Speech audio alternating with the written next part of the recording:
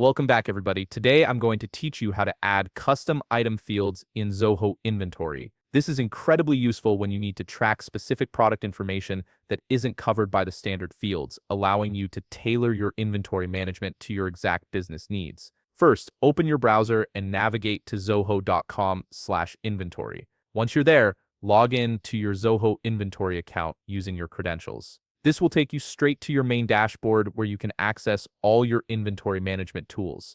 Once you're logged in, look towards the top right corner of the dashboard and you'll see a gear icon. This is your settings menu. Go ahead and click on it to access all the configuration options available in Zoho inventory.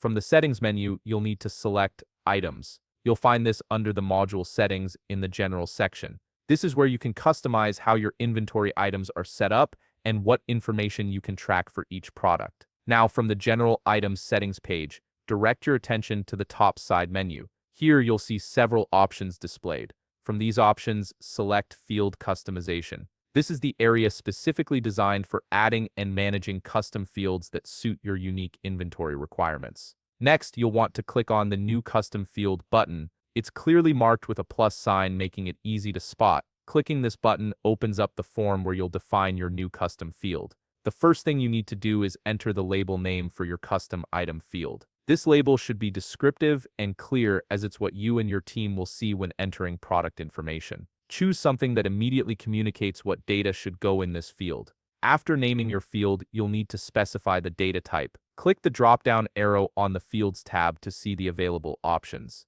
This determines what kind of information can be entered in this field, whether it's text, numbers, dates, or other formats. Next, decide whether this field should be mandatory or not. You'll see a radio button with yes or no options. Select yes if you want this field to be required every time someone creates or edits an item, or select no if it should be optional. Finally, click Save to add your custom item field to your inventory system. Your new custom field is now active and will appear whenever you create or edit items in your inventory, allowing you to capture that specific piece of information every time. If you found this video helpful, please leave a like, subscribe, and see you in the next video.